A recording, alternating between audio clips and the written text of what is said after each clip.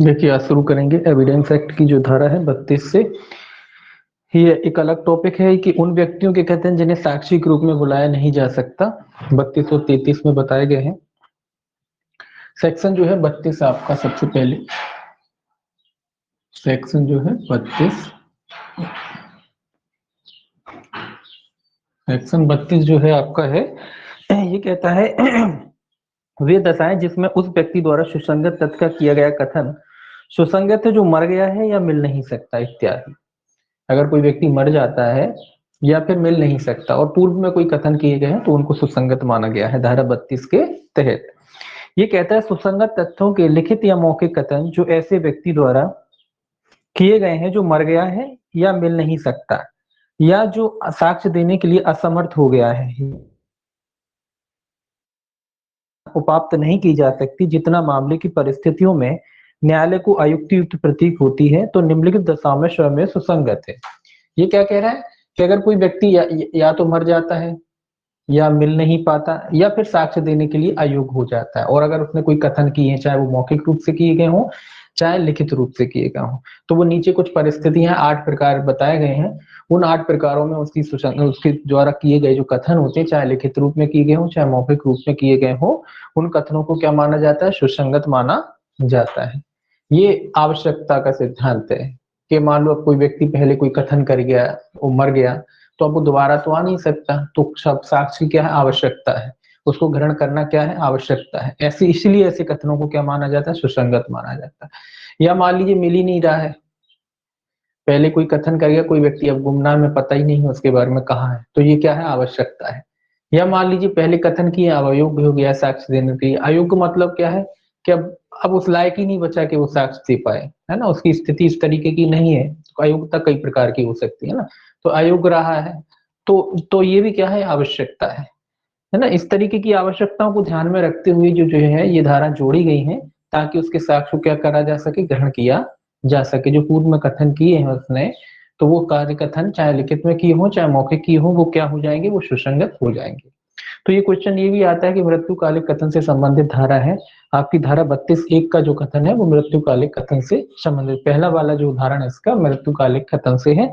तो 32(1) जो है आपकी कैसे संबंधित है? मृत्युकालिक कथन से संबंधित है। देखिए ये क्या कहता है, जबकि मृत्यु के कारण से संबंधित है। अगर कोई व्यक्ति मृत्यु के कारण के बारे में कोई कथन करता है और उसके बाद अगर उसकी मृत्यु हो जाती, तो ऐसे कथन क्या है? ऐसे कथन सुसंगत है ना। ये कहता है जबकि कथन किसी व्यक्ति द्वारा अपनी मृत्यु के कारण के बारे में उस संव्यवहार की किसी परिस्थिति के बारे में किया गया है जिसके फलस्वरूप उसकी मृत्यु हुई है, तब उन मामलों में जिसमें उस व्यक्ति की मृत्यु का कारण प्रसंगत हो, ऐसे कथन सुसंगत हैं, चाहे वह उस व्यक्ति को जिसने उन्हें किया है जब किया है उस समय जब वे किए गए थे मृत्यु की प्रत्यांशांक क्या लिखा है? प्रत्यांशका थी या नहीं, और चाहे उसे कार्रवाई की जिसमें उस व्यक्ति की मृत्यु का कारण प्रसंगत होता है, प्रकृति कैसी ही क्यों ना रहे। ये क्या कह रहा है? ये कह रहा है कि अगर कोई व्यक्ति कथन करता है और वो कथन उसकी मृत्यु के कारण से संबंधित है, पहले पूर्व में जब मृत्यु नहीं हुई थी उसको प्रत्यांशंका मतलब उसकी आशंका थी या नहीं थी, सीधी सी बात है कि उसकी मृत्यु की आशंका यहाँ जरूरी नहीं है ना। जब कोई व्यक्ति कोई कथन करता है, पहले आज कोई कथन करता है और उसके बाद मान लो उसकी मृत्यु हो जाती, लेकिन वो जो कथन किया है वो कैसे संबंधित होना चाहिए? मृत्यु के कारण से अगर जुड़ा हुआ है, मृत्यु के कारण अगर कोई व्यक्ति ने कोई कथन किया जो मृत्यु के कारण से जुड़ा हुआ है और बाद में ये कारण अगर इशू बनता है, तो उसका कथन जो है पहले जो पूर्व में जो तो कथन दे गया था वो कथन सुसंगत हो सकता है। कैसे सुसंगत हो सकता है? मृत्युकालिक कथन के रूप में उस कथन को सुसंगत क्या माना जा सकता है? ग्रह माना जा सकता है। मान लो आज कोई व्यक्ति यहाँ खड़ा हुआ है, उसके बाद वो कोई कथन करके जाता है, घर से बाहर निकलता है, उसकी मृत्यु हो जाती है। अब तो वो कारण क्या है? मृत्यु से जुड़ा हुआ है कि भाई यहाँ पे था, ऐसे वैसी बात करके गया, उसको आके जाके उसकी मृत्यु हो जाती है। तो वो कथन क्या है? वो मृत्यु, अगर उस पर कोई विवाद होता है तो वो कथन क्या है? वो कथन ग्रह है। किस रूप में ग्रह है? मृत्युकालिक कथन के रूप में, मृत्यु कालिक कथन के रूप में, कथन के रूप में वो कथन क्या होगा? ग्रह होगा। अब ये थोड़ी सी डिस्ट्रीब्यूट है, देखिए एक दो तीन चीजें इसमें ध्यान रखना है। एक तो जो कथन उसने कहा है वो मृत्यु के कारण से संबंधित होना चाहिए, कारण कुछ भी हो सकता है, इसमें उदाहरण भी आएंगे एक दो मृत्युकालिक कथन के, तो कारण कुछ भी हो सकता है। तो लेकिन वो मृत्यु के कारण से रिलेटिव होना चाहिए, जुड़ा हुआ होना चाहिए। उदाहरण के लिए फलाने, इसमें एक उदाहरण आएगा, मान लीजिए कोई व्यक्ति अपनी पत्नी से ये कह के जाता है घर से निकल के, मैं फलाने व्यक्ति के पास जा रहा हूँ, उसने पैसे मैंने उसको पैसे उधार दिए थे, अब वो मैं उससे पैसे वापस लेने जा रहा हूँ। वो वापस लौट के ही नहीं आता, मर जाता है। तो ये क्या है, ये उसके मृत्यु के कारण से जुड़ा है। क्यों जुड़ा है कि घर से निकला था किसके यहाँ, दूसरे के यहाँ, जिसके यहाँ भी वो गया था, मान लो एक के पास गया था वो अपने पैसे वापस लेने, वो लौटा ही नहीं। तो ये क्या मृत्यु का कारण है ना। तो उसकी मृत्यु हुई तो किन परिस्थितियों में हुई, इन परिस्थितियों में हुई कि वो पैसा वापस लेने गया था, अब वो एक यहाँ से वो लौटा ही नहीं, उसकी लाश मिली वापस। तो ये कारण है। ये कारण इसीलिए है कि हो सकता है कि एक के द्वारा हत्या की दी हो, जब वो पैसे वापस मांगने गया हो, एक ने उसको मार दिया हो या मरवा दिया हो, तो वो उसकी मृत्यु के कारण से जुड़ा हुआ है। इसीलिए वो कथन क्या है, वो कथन सुसंगत है। तो ऐसे कथनों को क्या है, ग्रह माना गया है ना। तो इसी के बारे में कहता है कि अगर इस तरीके का कोई कथन करता है, अगर वो मृत्यु के कारण से जुड़े हुए हैं, तो उस अगर पूर्व में उसने जो भी कथन किए हैं, जरूरी नहीं है कि यहाँ उसे मृत्यु की आशंका हो। इंडियन लॉ में, भारतीय विधि में ये जरूरी नहीं है कि किसी व्यक्ति को मृत्यु की आशंका हो। आशंका जरूरी नहीं है, आशंका। अब ये कोई जानता थोड़ी ना कि अगले पल उसकी मृत्यु हो जाएगी। आज अपन जीवित हैं, अपन मुझे थोड़ी ना जानते कि कल या 2 घंटे के बाद अपन जीवित रहेंगे कि नहीं रहेंगे। अपन ने आज कोई कथन किया और अगले पल मृत्यु हो जाती है। तो जरूरी नहीं है, भारतीय लॉ में जो है मृत्यु की आशंका जरूरी नहीं है, जबकि ब्रिटेन में जब होते कथन तो उनमें आशंका जरूरी होती है ना। कई जगह जरूरी होती है, लेकिन भारत, अपन लॉ, इंडिया की लॉ की बात करें तो यहाँ आशंका जरूरी नहीं है। जरूरी नहीं कि जिस व्यक्ति ने कथन किए थे, वो कथन किए हैं, वो व्यक्ति ने उसको मृत्यु की आशंका रही हो, उसको पता हो कि मैं मरने वाला हूं। ऐसा कुछ नहीं। ऐसा नहीं कि मृत्यु कालिक का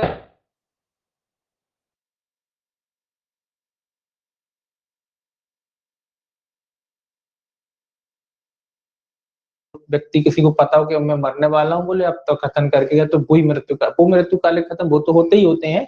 लेकिन यहाँ जरूरी नहीं है कि किसी व्यक्ति ने कोई कथन किया हो और उसे मृत्यु की आशंका हो। तो ये भी याद रखना है कि मृत्यु की आशंका जरूरी नहीं है।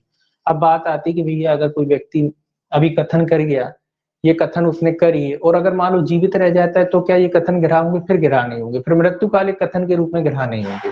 फिर मृत्युकालिक कथन के रूप में ग्रह नहीं होंगे अगर वो जीवित रह जाता है, ग्रह नहीं होंगे। ये ग्रह कब होंगे? जब मृत्यु हो जाती है। ये भी बात याद रखना, ये कथन कब ग्रह होंगे?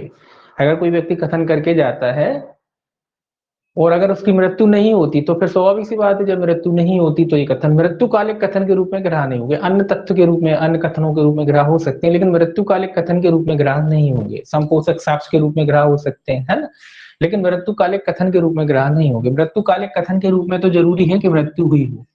जब मृत्यु होगी तभी वो मृत्युकालिक कथन के रूप में क्या होंगे? ग्रह होंगे। आशंका जरूरी नहीं है। ये 2-3 चीजें आपको इसमें याद रखना, बाकी इसके उदाहरण आएंगे, है ना। अब देखिए दूसरा जो है इसका उदाहरण, दूसरा कहता है अथवा कारोबार के अनुक्रम में किया गया हो। ये कहता है पहला मृत्यु के कारण से, दूसरा कहता है कारोबार के अनुक्रम में। कारोबार, अगर कोई व्यक्ति कारोबार के अनुक्रम में कोई कथन करता है, उसके बाद उसकी मृत्यु हो तो वो कथन भी क्या है? ग्रह है।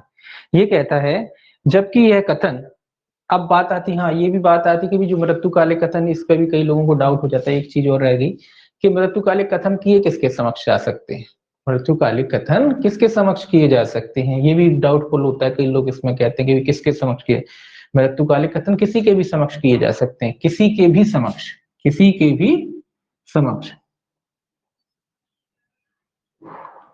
याद रखेंगे कि मृत्युकालिक कथन के लिए ऐसा नहीं कि कोई न्यायाधीश हो, कोई घर का आदमी हो, कोई भी हो सकता है। पुलिस वाला है, उसके समक्ष भी कर सकते हैं। पुलिस वाले के समक्ष भी मृत्युकालिक कथन हो सकते हैं। अगर कोई व्यक्ति, कोई पुलिस, अब मान लो कोई व्यक्ति गंभीर हालत में, घायल अवस्था में मिला और उसने जो है कथन पुलिस वाले से कह दी, उसके बाद वो मर गया, तो वो कथन गिरा नहीं होगा, वो कथन गिरा होगा, मृत्युकालिक कथन के रूप में गिरा होगा। तो मृत्युकालिक कथन किसी से भी किए जा सकते हैं। अब बात आती है कि कैसे किए जा सकते हैं। किसी भी तरीके से किए जा सकते हैं, लिख कर किए जा सकते हैं, हाव भाव से किए जा सकते हैं, उंगलियों के इशारे तक से लोगों ने किए हैं तो उससे भी हो जाते हैं। ऐसा नहीं कि कोई, अब कोई व्यक्ति मर रहा है, मान लो मरती अवस्था में है वो, और उसको किसी ने गोद में सर रखा और पूछा ये 3 लोग खड़े, बताओ इसमें से किसने तुम्हें मारा? उसने उंगली से, अब बोल नहीं पा रहा है, इस हालत में नहीं कि बोल पाए, उसने उंगली से करके इशारे से बताया कि फलाने व्यक्ति ने जो है मुझे मारा है। तो वो भी मृत्युकालिक कथन है।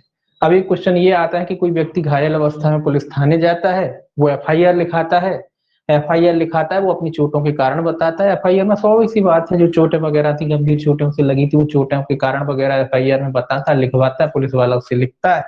लिखने के बाद जो है जैसे ही लिखवाता है उसके बाद उसकी मृत्यु हो जाती। तो बात आती क्या वो एफआईआर मृत्युकालिक कथन के रूप में ग्रह हो सकती? बिल्कुल, एफआईआर भी उस समय मृत्युकालिक कथन के रूप में ग्रह हो जाएगी। ठीक है, एफआईआर क्योंकि अंतिम बयान हो गया ना, अंतिम बयान अपन ने पकड़ा ना, पढ़ा ना कि उसके बाद तो फिर वो बयान दे ही नहीं पाया, तो ये अंतिम बयान हो गया उसका, भले ही एफआईआर के रूप में ही क्यों ना किया हो, तो भी ये मृत्युकालिक कथन के रूप में क्या हो जाएगी? ग्रह हो जाएगी। और मृत्युकालिक कथन किसी से भी किए जा सकते हैं, न्यायाधीश से भी किए जा सकते हैं, पुलिस वालों से भी किए जा सकते हैं, अपने दोस्त मित्र से या किसी अजनबी व्यक्ति से भी किए जा सकते हैं, किसी से भी किए जा सकते हैं। क्योंकि जो व्यक्ति मर रहा है वो ये नहीं देखता कि कौन है, वो तो बताता है कि भाई ये ऐसा। इस तथ्य को स्वीकार करने की क्या वजह है? इस तथ्य को स्वीकार करने की एक ही वजह है कि जो व्यक्ति, इसमें एक सिद्धांत काम करता है कि जो व्यक्ति मर रहा है वो झूठ नहीं बोलता, मरने वाला व्यक्ति झूठ नहीं बोलता, मरने वाला व्यक्ति सत्य बोलता है। तो जो व्यक्ति मरने वाला है, जिसको पता है कि वो मर रहा है, वो व्यक्ति झूठ नहीं बोलेगा, इसीलिए इस तथ्य को स्वीकार किया जाता है। और केवल अब बात आती है कि क्या केवल मृत्युकालिक कथन के आधार पर किसी को दोष सिद्ध किया जा सकता है? बिल्कुल किया जा सकता है, केवल और केवल मृत्युकालिक कथन के आधार पर किसी व्यक्ति को दोष सिद्ध किया जा सकता है। हालांकि ये सब क्या है, ये इस पे न्यायालय को भी ध्यान रखना चाहिए कि जो व्यक्ति मृत्युकालिक कथन कर गया है, हालांकि ये न्यायालय की जो है अपनी सक्रियता की बात कह लीजिए कि न्यायालय के उस पर डिपेंड करता है। न्यायालय देखता है कि जो कथन किए गए हैं और तथ्यों से मेल खाते हैं या नहीं खाते हैं, तो ये न्यायालय का विवेचन का अधिकार है। लेकिन हाँ, केवल मृत्युकालिक कथन की अगर अपन बात करें कि क्या उस आधार पर किसी व्यक्ति को दोष सिद्धि हो सकती है, बिल्कुल हो सकती है।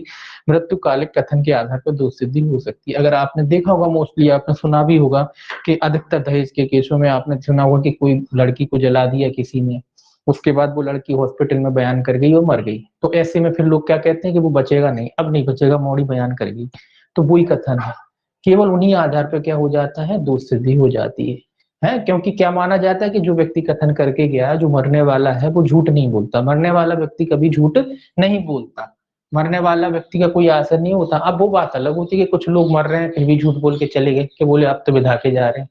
तो ऐसे में फिर इसमें कुछ सिद्धांत भी दिए गए हैं न्यायालय के लिए कि भाई, हालांकि मृत्युकालिक कथन के आधार पर न्यायालय दोष सिद्धि कर सकता है, उसमें कोई बुराई नहीं है, लेकिन न्यायालय उस चीजों को और भी देखता है, मेल खवाता है, देखता है अन्य जो साक्ष्य हैं क्या वो इसका समर्थन कर रहे हैं, अगर कर रहे हैं तो फिर न्यायालय दंडित कर सकता है। हालांकि अगर आपसे पूछा जाए कि क्या केवल मृत्युकाल, हाँ, अगर न्यायालय केवल मृत्युकालिक कथन है और परिस्थितियां ऐसी डिपेंड करती है, न्यायालय को लगता है कि हाँ दोष सिद्धि की जा सकती, कर सकता है। तो केवल मृत्युकालिक कथन अकेला मात्र साक्ष्य, तो उस आधार पर भी दोष सिद्धि हो जाती है। ठीक है, तो ये दो तीन चीजें जो है आपको याद रखना है। एक तो आशंका जरूरी नहीं होती मृत्युकालिक कथन में, दूसरा आवश्यकता का सिद्धांत आवश्यकता है ना, और तीसरा किसी से भी कहा जा सकता है, और चौथा ये भी याद रखना कि अगर कोई व्यक्ति, कई लोग ये समस्या पूछते हैं कि भाई एक व्यक्ति आया, उसने एफआईआर लिखाया और वो मर गया, तो वो एफआईआर क्या हो जाएगी, एफआईआर मृत्युकालिक कथन के रूप में ग्रह हो जाएगी। ठीक है, ये भी याद रखना है। अब देखिए, अब बात आती कारोबार की। हम ये कह रहा है ये भी कोई कथन है, बस ये कारोबार के अनुक्रम में किए गए हैं। देखिए ये क्या कहता है, ये कहता है जबकि वह कथन ऐसे व्यक्ति द्वारा कारोबार के मामूली अनुक्रम में किया गया था तथा विशेषतः जबकि वह उसके द्वारा कारोबार के मामूली अनुक्रम में या वृत्तिक कर्तव्य के निर्वहन में रखी जाने वाली पुस्तकों में उसके द्वारा की गई किसी प्रविष्टि या किए गए ज्ञापन के रूप में है, अथवा उसके द्वारा धन या माल प्रतिभूतियों या किसी भी किस्म की पंक्ति की प्राप्ति की लिखित या प्रति हस्ताक्षरित अभिस्वीकृतियां हैं, अथवा वाणिज्य में उपयोग में आने वाली उसके द्वारा लिखित या हस्ताक्षरित किसी दस्तावेज के रूप में है, अथवा किसी पत्र या अन्य दस्तावेज की तारीख के रूप में है, जो कि उसके द्वारा प्राय दिनांकित, लिखित या हस्ताक्षरित की जाती थी। ये क्या कह रहा है, ये कारोबार की, ये सेम वही बात है, सेम वही बात है, बस ये कारोबार के अनुक्रम के बारे में कह रहा है कि कोई भी व्यक्ति मान लो कोई कारोबार करता था और जो चीजें कारोबार के अनुक्रम में रखी जाती थी, उसके द्वारा लिखी जाती थी, उसके द्वारा मान लो हस्ताक्षर करके चला गया, रिकॉर्ड बना के चला गया, कोई प्रविष्टि करके चला गया किसी चीज में, उसके बाद मृत्यु हो जाती है, उसके बाद यहाँ नहीं मिल पाता है, तो वो सारे तथ्य भी क्या होते हैं, सारे तथ्य भी सुसंगत होते हैं। इसके भी उदाहरण आएंगे, इसके भी आगे उदाहरण आएंगे। तो ये कुल मिला के आपको पहले तो ये 32 एक स्पष्ट सही तरीके से समझना है। उसके बाद सेम टू सेम ये सारी चीजें हैं। अब ये बात है कारोबार के अनुक्रम में। अब बस हाँ ये थोड़ा याद रखेंगे, 32.2 में जो है आपका कारोबार के अनुक्रम में है, 32.1 जो है आपका मृत्युकालिक कथन के रूप में है, सॉरी 32.1 मृत्युकालिक कथन के रूप में स्पष्ट, 32.1 तो स्पष्टली पूरा मृत्युकालिक कथन के ही रूप में है, 32.2 है ये भी मृत्युकालिक कथन है, लेकिन ये काय का मृत्युकालिक कथन है, कारोबार के अनुक्रम के बारे में है ना। इसमें मृत्यु हो जाती है, मिल नहीं पाता, बहुत सारी चीजें हैं। तो ये बातें क्या है, ये कारोबार के अनुक्रम में कही गई है। आप कारोबार करते हो, हम कोई व्यवसाय करते हैं, उसमें रोज का लेन देन होता है, हम कोई पद पे हैं तो हम उसमें लोग भी लिखा पढ़त करते हैं, उसके बाद हमारी मृत्यु हो जाती है, तो क्या है, तो जो कथन है वो क्या है, वो सब कथन क्या माने जाएंगे, सुसंगत। अगर मान लो उन कथनों का कभी किसी कार्रवाई में इस्तेमाल किया जाता है या जरूरत पड़ती है, तो वो कथन क्या स्वीकार नहीं होंगे, वो कथन स्वीकार होंगे, उनको ग्रहण किया जा सकता है। ठीक है, तो केवल आप इतना हेडिंग याद कर लेंगे तो इससे काम चलेगा। केवल 32 एक समझने वाला है, और बाकी आप इसमें याद रखेंगे कि जो कारोबार के अनुक्रम में जो 8 जो है आप इनके नाम याद कर लेंगे, इससे आपका काम चलेगा, है ना। बस समझने लायक कि आपका 32 है, बाकी फिर ये उसके उदाहरण, विशिष्ट उदाहरण मान लीजिए, ये सब उसके विशिष्ट उदाहरण, मत्रकालिक कथन के क्या है, ये सब विशिष्ट उदाहरण है ना। अब कारोबार के अनुक्रम में जो कथन किए वो भी सुसंगत हो जाएंगे, स्वाभाविक सी बात है। अब कहता है अथवा करने वाले हित के विरुद्ध है। हित के विरुद्ध है मतलब अगर कोई ऐसा कथन है जो हमारे हित के विरुद्ध है तो ये भी सुसंगत होगा। ये कहता है जबकि वह कथन उसे करने वाले व्यक्ति के धन संबंधी या संपत्तिक संबंधी हित के विरुद्ध है, जबकि यदि वह सत्य हो तो उसके कारण पर दंडित, अभियोजन या नुकसानी का वाद लाया जा सकता है, या लाया जा सकता था। ये क्या कह रहा है, हित के विरुद्ध है। ये क्या समझ में आई ये बात, हित के विरुद्ध है। ये कह रहा है कि ऐसे कथन जो हित के विरुद्ध है, मान लो मैंने कोई कथन किया, अब मानो मैंने किस, मान लो जमीन जायदाद का कोई वो था, विवाद है हमारे परिवार में, कोई विवाद चल रहा था और कोई जमीन थी, वो जमीन मेरे नाम है मान लो आज। अब मेरे को लगा कि मेरी मृत्यु हो रही, मैंने अपने बच्चों को बुला के कहा कि भैया वो जमीन थी, वो बेईमानी से मैंने हड़पी थी, तो ये कथन क्या है, ये कथन सुसंगत माने जाएंगे। उसके बाद मेरी मृत्यु होगी, तो वो ये कह रहा है कि ये कथन क्या है, ये कथन सुसंगत है। क्यों सुसंगत है, क्योंकि हमारे हित के विरुद्ध है। अगर ये कथन, ये आप स्वाभाविक सी बात जानते हो, कोई भी व्यक्ति अपने हित के विरुद्ध बात नहीं करता। कोई भी बात, कोई भी व्यक्ति अपने हित के विरुद्ध, अपने नुकसानी के विरुद्ध कोई बात नहीं करेगा। अगर कोई व्यक्ति ऐसी बात करता है उसके बाद उसकी मृत्यु हो जाती है, तो वो कथन क्या हो जाते हैं, वो कथन सुसंगत होते हैं।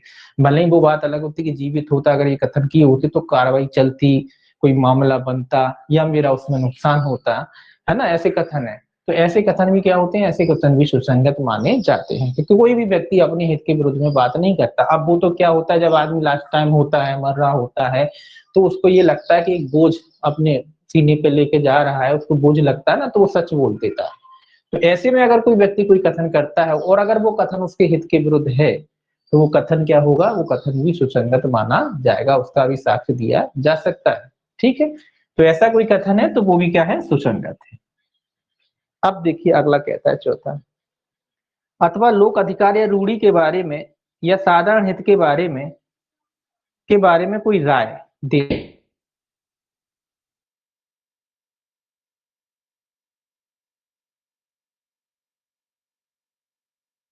बुजुर्ग था, जो बूढ़ा था, वो पहले तो मान लो विवाद था, उस समय तक तो नहीं रहा ना, लेकिन जब मरने वाला था, मरते मरते कह गया कि बोले यहाँ पे जो था इस तरीके का, बोले मेला लगता था, इस तरीके की बोले पूजा होती थी, और बोले यहाँ से लोग जाते थे। तो ये जो कथन कह गया है वो, ये कथन भी क्या हो जाएंगे, सुसंगत हो जाएंगे। देखिए ये क्या कहता है, ये कहता है जबकि कथन में उपयुक्त व्यक्ति की राय किसी ऐसे अधिकार या रूढ़ी अथवा लोक या साधारण हित के विषय में अस्तित्व के बारे में है, जिसके अस्तित्व से यदि वह अस्तित्व में होता उसमें उस व्यक्ति का अवगत होना संभव होता है, जबकि ऐसा कथन ऐसे किसी अधिकार रूढ़ी या बात के बारे में किसी संदेहवाद के उत्पन्न होने के पहले किया गया था। ये कह रहा है कोई विवाद उत्पन्न होने से पहले ही उसने कोई कथन करके मर गया।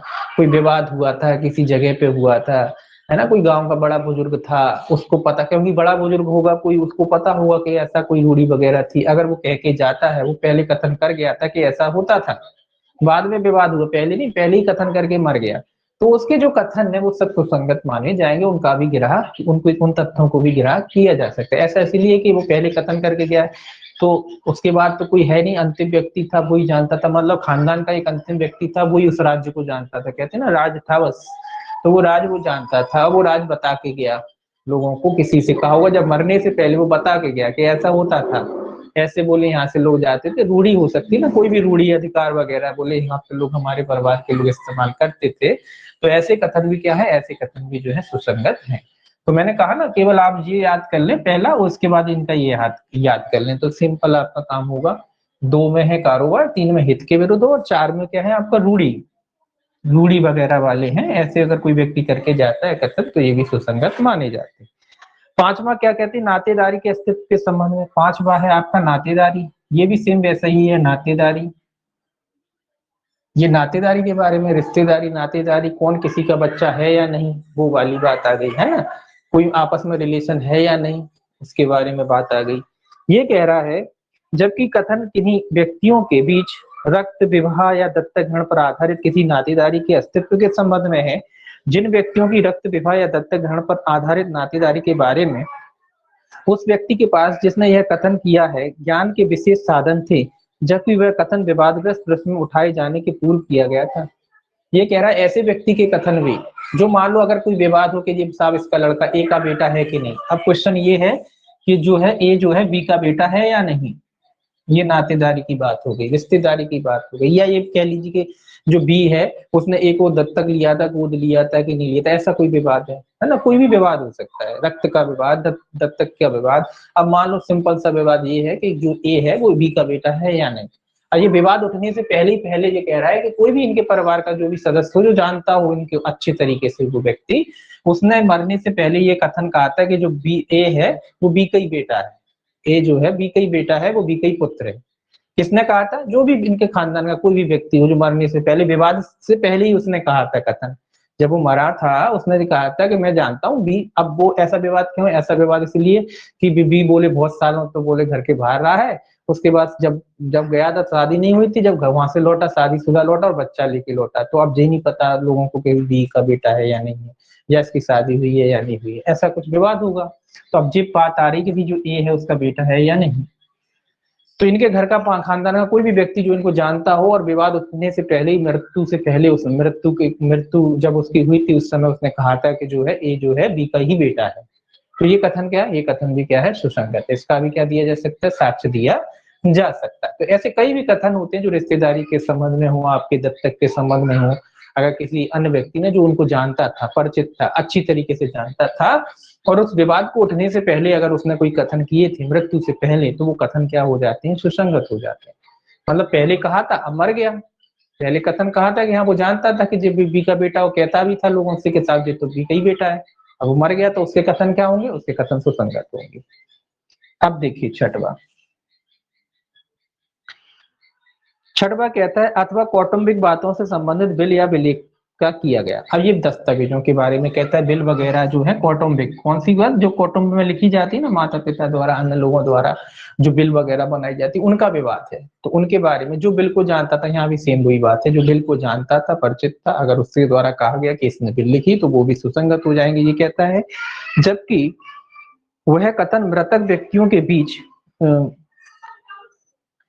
रक्त, विवाह या दत्तक ग्रहण पर आधारित किसी नातेदारी के अस्तित्व के संबंध में है, और उस कुटुंब की बातों में से ऐसा मृत व्यक्ति अंग या संबंधित किसी बिल या विलेख में, या किसी कुटुंब वंशावली में, या किसी समाधिप्रद स्तर, समाधिप्रद स्तर का मतलब है समाधि के पत्थर, जो समाधि के पत्थर होते हैं वो समाधिप्रद स्तर, कुटुंब चित्र या अन्य चीजें पर, जिन पर ऐसे कथन प्राय किए जाते थे, किया गया था, जबकि ऐसा कथन विवादग्रस्त प्रश्न के उठने से पूर्व किया गया था। तो ये कह रहा है वो भी सारे क्वेश्चन आ गए कि वो घर की जो तस्वीर है, घर का जो बिल है, बहुत सारी चीजें हैं, कोई स्मारक है, ये हमारे फलाने पूर्वज का था, ऐसे कथन किए जाते थे। बोले वो जो विवाद होने से पहले पहले जो लोग जीवित थे ना, जो लोग जानते थे, कहते ना बड़े पुराने लोग, बूढ़े लोग, तो ये लोग क्या है, जानते थे। अब आज की पीढ़ी नहीं जानती, बोले पुराने लोग कहते थे। बोले कौन कहते थे, बोले दादाजी के दादाजी कहते थे कि बोले ये पत्थर लगा हुआ है, ये समाधि बनी हुई, बोले हमारे फलाने खानदान की है, हम नहीं जानते, बोले हमारे दादाजी कहते थे। अपन कैसे जानते हैं कि हमारे दादाजी कहते थे, नई पीढ़ी नहीं जान रही, पुरानी जानती है, क्योंकि उनके सामने बना था, वो जानते थे। तो ये कह रहा है इस तरीके के जो कथन है, वो दादाजी तो मर गए, तो दादाजी जो कहते थे कि साहब उनके हैं, तो वो वाले जो कथन है लेकिन ये बात कब, जो विवाद उठने से पहले पूर्व में ही कहते थे वो, है ना। अब उनकी मृत्यु हुई, अब दादाजी को तो लाया नहीं जा सकता ना, लेकिन दादाजी कहते थे, लोगों ने सुना था उनसे, कईयों ने सुना और कई लोगों से वो कहते थे कि जो हमारे पूर्वजों की निशानी है। तो वो सारे कथन क्या है, वो सारे कथन भी जो है सुसंगत होते हैं, क्योंकि दादाजी अब दोबारा नहीं आ सकते कथन देने, है ना। तो वो सारे कथन क्या है, सारे कथन सुसंगत हैं। अब देखिए सातवां क्या कहता है। सातवां कहता है, धारा 13 के खंड का में वर्णित संविभारों से संबंधित दस्तावेजों में किया गया है। ये कह रहा है धारा 13 में जो सुसंगत दस्तावेज है, धारा 13 में क्या, वही अधिकार रूढ़ी वाले प्रश्न थे, है ना। धारा 13 काय से संबंधित है, अधिकार और रूढ़ी से, तो उसी के संबंधित कथन ये कह रहा है कि सुसंगत है। जी कह रहा है, जबकि कथन किसी विलेख, बिल या अन्य दस्तावेज में अंतर्विष्ट है जो किसी संविभार से संबंधित है, जैसे धारा 13 के खंड का में वर्णित है। 13 में क्या पढ़ाया था अपन, रूढ़ी है ना 13 में, 13 में रूढ़ी वगैरह, तो कह रहा है उससे जुड़े हुए कुछ दस्तावेज वगैरह थे जो कथन किए गए थे उसमें पहले, और वो जिस व्यक्ति ने कथन किए थे वो मर गया है, मिल नहीं सकता है। तो ऐसे कथन भी क्या हो जाते हैं, ऐसे कथन भी सुसंगत माने जाते हैं, उनका भी साक्ष्य ग्रहण किया जाता है। अब देखो 8 क्या कहता है। 8 कहता है, अथवा कई व्यक्तियों द्वारा किया गया और प्रसंगत बात से सुसंगत भावनाएं अभिव्यक्त करता है। ये कह रहा है कई बार कई लोगों ने कहा है, ऐसे कथन जो कईयों ने कहे हैं, सब जानते थे, मतलब एक जिस कथन में विवाद है वो समाज के सारे लोग जानते थे, परिवार के सारे लोग जानते थे, है ना। अब कोई उसका नहीं है, पहले किसी ने कहा हुआ, सब परिवार के लोग जानते थे, उनके कथन जो है वो उसके बारे में कह रहा है। ये कह रहा है, जबकि वह कथन कई व्यक्तियों द्वारा किया गया था और प्रसंगत बात में सुसंगत उसकी भावनाओं या धारणाओं को अभिव्यक्त करता था। तो ये कह रहा है ऐसे कथन जो कईयों के द्वारा किए गए, पहले पूर्व में जो कथन थे वो कईयों के द्वारा किए, आपने दादा से भी सुना, परदादा से भी सुना, उसके बाद कईयों से सुना, आपकी पीढ़ी दर पीढ़ी सुनते चले आ रहे हो। तो ऐसे जो कथन होते हैं, ऐसे कथन भी क्या होते हैं, ऐसे कथन भी सुसंगत माने जाते हैं। तो ये सारे तथ्य क्या है, सुसंगत है। क्यों सुसंगत है, आवश्यकता है, साक्ष्य क्या की आवश्यकता है, साक्ष्य की आवश्यकता, नेसेसिटी है ना।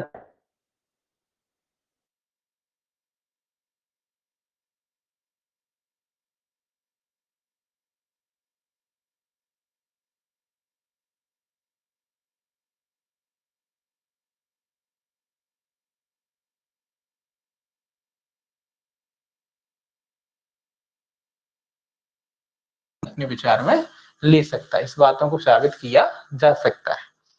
अब बात आती है इनके उदाहरणों की।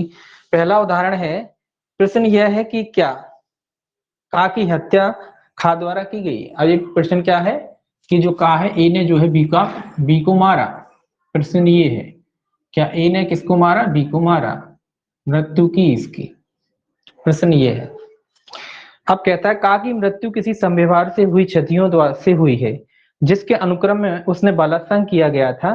प्रश्न यह है कि क्या उसने खा द्वारा बलात्संग किया गया था, अथवा प्रश्न यह है कि क्या खा द्वारा ऐसी परिस्थितियों में मारा गया था कि का की विधवा द्वारा खा पर बाद लाया जा सकता था। अपनी मृत्यु के कारण के बारे में का द्वारा किया गया वे कथन, जो उसके क्रमशः विचाराधीन हत्या, बलात्संग और अनुचित दोष को निर्देशित करते हुए हैं, सुसंगत तथ्य है। ये सबके बारे में कह रहा है, इकट्ठा एक ही उदाहरण में कह दिया इन्होंने कि जो प्रश्न तो पहला ये है कि बी की हत्या उसने की या नहीं की, है ना।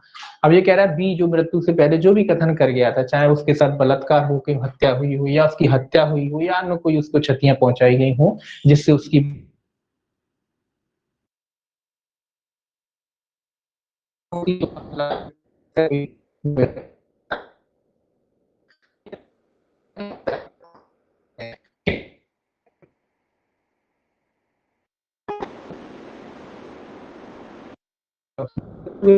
संबंधित जैसे किसी को चोट लगी तो मृत्यु के संबंधित होने चाहिए। जैसे कि मान लीजिए उसे चोटें लगी तो उसको ये बताना चाहिए कि ये चोटें कैसे लगी, किसने पहुंचाई, हथियारों से लगी, किसने मारा, है ना। तो इस सारी चीजों से जुड़े हुए होना चाहिए सवाल कि चोटें आई तो कैसे हैं। अब ये नहीं होना चाहिए कि मृत्यु के कारण की तो बात कर नहीं रहा, ऊट पटांग बातें करके मर गया, तो वो कथन मृत्यु कालिक कथन नहीं होता है ना। कि बोले फलाने को ऐसा वैसा, तो ऐसा नहीं है, मृत्यु के कारण से संबंधित होना चाहिए। अब चोटें आई हैं तो बताए कि भाई कैसे चोटें आई, किसने मारा, किसने पीटा, किस हथियार से पीटा, डंडों से पीटा, लाठी से पीटा, किसी हथियार से मारा, किसने मारा, कैसे मारा, तो वो चोटों के कारण होना चाहिए, मतलब जो वजह है जिसकी वजह से उसकी हत्या हुई, भले ही अभी जीवित है बाद में मर जाता है, तो वो सारे कथन उससे जुड़े हुए होने चाहिए, तभी वो मृत्युकालिक कथन के रूप में गिरा होंगे। चाहे वो हत्या के बारे में कथन कह के गया हो, चाहे उसके संग जो रेप हुआ उसके बारे में कह के गया हो, या अन्य कोई क्षति हुई उसके बारे में कह के गया हो, तो वो सारे कथन क्या होते हैं, सुसंगत होते हैं। अब ये जन्म की तारीख का एक उदाहरण है कि किसी की जन्म की तारीख। प्रश्न यह है कि का के जन्म की तारीख के बारे में एक शल्य मृत चिकित्सक, ये उदाहरण सिंपल सा उदाहरण है ये। मान लो किसी का ये कह रहा है कि भैया किसी की डेट ऑफ बर्थ के बारे में विवाद है कि भाई ये फलानी तारीख को पैदा हुआ था या नहीं हुआ था, तो ये कह रहा है एक डॉक्टर ने जिसने उसे पैदा करवाया था, जिस उसने, अब जो आप जानते हो कि डॉक्टर के यहाँ जब डॉक्टर पैदा कराते हैं बच्चे तो वो नोट करते हैं, तो ये कह रहा है कि डॉक्टर ने जो उसे पैदा कराया था उस डॉक्टर ने क्या किया था, आपने जो भी उनका रिकॉर्ड रहता है उस रिकॉर्ड में उसने दर्ज किया था कि बच्चा जो भी जन्म ले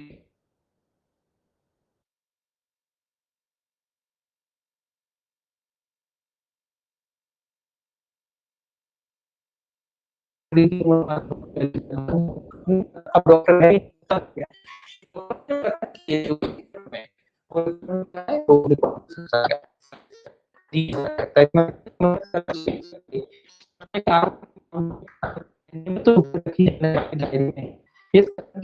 कि अमुक दिन उसने कहा कि माता परिचर्या की और वो सब करा, सुसंगत तथ्य। तो मतलब जो डॉक्टर था, डॉक्टर ने जो अपने रिकॉर्ड में लिखा था, जो डायरी वगैरह डॉक्टर रखता था अपने कारोबार के इनको ना, लोग ये डॉक्टर लगते हैं सब लोग, तो ये अपना रिकॉर्ड रखते हैं, तो उस रिकॉर्ड में जिसने डॉक्टर ने लिखा था कि इसकी माँ जो थी उसको एक लड़का पैदा हुआ था इतने इतने, वो टाइम वगैरह सब लिखते हैं, तो वो कथन जो है, कथन क्या है, सुसंगत है, क्योंकि डॉक्टर अब तो जीवित रहा नहीं है, तो वो कथन क्या माने जाएंगे, सुसंगत माने जाएंगे। ऐसे कई उदाहरण इसमें है,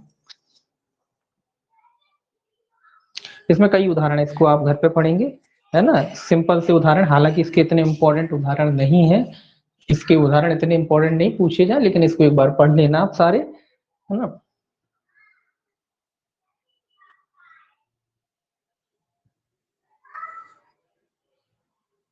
अब एक उदाहरण और देख लीजिए, एक उदाहरण इसमें लास्ट में है के नंबर का। ये कहता है, प्रश्न यह है कि क्या का जो मर चुका है खा का पिता था। अब वही पिता वाला उदाहरण आ गया कि जो मर चुका व्यक्ति था वो उसका पिता था या नहीं था। अब ये कह रहा है वो जब वो जीवित था उसका पिता, और तब उसको कहता था कि ये मेरा पुत्र है, तो वो कथन क्या है, वो कथन सुसंगत है। कोई व्यक्ति, प्रश्न ये है कि उसका पुत्र है या नहीं है, जो उसका पिता अब मर चुका है, तो मरने से पहले वो कहता था कि ये मेरा पुत्र है, तो ये कथन क्या है, ये कथन जो है सुसंगत है। ये वाले कथन भी क्या माने जाएंगे, ये वाले कथन भी जो है आपके सुसंगत माने जाएंगे, ठीक है, तो ये भी आपको याद रखना है। अब देखिए धारा 33, सेक्शन जो है आपका 33, ये भी लगभग उसी जैसा है। देखिए ये कहता है, किसी साक्ष्य के कतिपय तथ्यों की सत्यता को पश्चातवर्ती कार्रवाई में साबित करने के लिए उस साक्ष्य की सुसंगति। ये कह रहा है पूर्व कथन, कोई कथन पूर्व में कह दिए गए थे उनको पश्चातवर्ती कार्रवाई में साबित किया जाना, पश्चातवर्ती कार्रवाई। अब ये कह रहा है कि जो कथन पूर्व में किसी एक कार्रवाई, कार्रवाई की बात कर रहा है ये, कार्यवाही, कोई कथन पूर्व में कोई कार्रवाई में किए गए थे, क्या उन कथनों को पश्चातवर्ती कार्रवाई में इस्तेमाल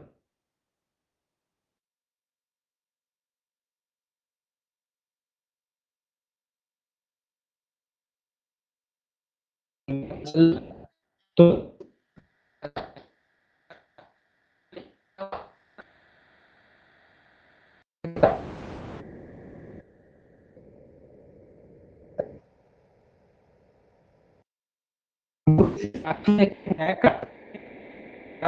उसे लेने की सत्यता को जो उस साक्ष्य में कथित है किसी पश्चातवर्ती न्यायिक कार्रवाई में या उसी न्यायिक कार्रवाई के आगामी प्रकरण में साबित करने के प्रयोजनों के लिए सुसंगत है, जबकि वह साक्षी मर गया है, मिल नहीं सकता, या वह साक्ष्य देने के लिए असमर्थ हो गया, या प्रतिपक्षी द्वारा उसे पहुंच से बाहर कर दिया गया है, अथवा यदि उसकी उपस्थिति इतने विलंब और व्यय के बिना जितना कि मामले की परिस्थितियों में न्यायालय अयुक्त युक्त समझता अभिप्राप्त नहीं की जा सकती, परंतु यह जब जबकि। अब पहला तो इतना समझ लें, परंतु बाद में समझेंगे। परंतु ये क्या कह रहा है, ये कह रहा है कि कोई व्यक्ति, कोई न्यायिक कार्रवाई थी, किसी अधिकारी के समक्ष कोई कथन किए थे, या पूर्व में अन्य कोई कथन किए थे उसने, या तो वो मर गया है या मिल नहीं सकता, या जो दूसरा पार्टी थी उसने उसको अगवा करा दिया कि जब कथन ना कर पाए। तो अगर इस तरीके की परिस्थितियां मौजूद हैं तो जो व्यक्ति पहले किसी अन्य कार्रवाई में कोई कथन कर गया था, तो किसी अन्य कार्रवाई में और उसी कार्रवाई के आगामी प्रक्रम में, या तो अन्य कार्रवाई और उसी कार्रवाई के आगामी प्रक्रम पर, आगामी प्रकरण मतलब अब कार्रवाई चल रही, मान लो अपील में चला गया मामला, अब अपील में उसकी साक्ष्य की जरूरत है, पहले कर गया अब आ ही नहीं पा रहा है, मिल ही नहीं रहा, मर गया मान लो, सिंपल सा उदाहरण है कि मर गया, अब तो आ ही नहीं सकता। अब मालूम वो मर गया, पहले कथन कर गया था, अब मामला अपील में चला गया, अब उसके कथन की आवश्यकता हुई, तो ये कह रहा है कि जो पहले जो कथन कर गया था क्या वो मान्य होगा? वो ये कहती है हाँ बिल्कुल वो मान्य कथन होगा, वो सुसंगत कथन होगा, उसके कथन को मान्य किया जाएगा। या कह रहा है कि कोई अन्य कार्रवाई चल रही थी, अब वो कार्रवाई तो जो अन्य जो कार्रवाई है उससे भी सुसंगत है, उसमें भी मेल खाते हैं, तो कोई अन्य कार्रवाई है तो वहां भी सुसंगत होगा, क्योंकि अब मर गया, अब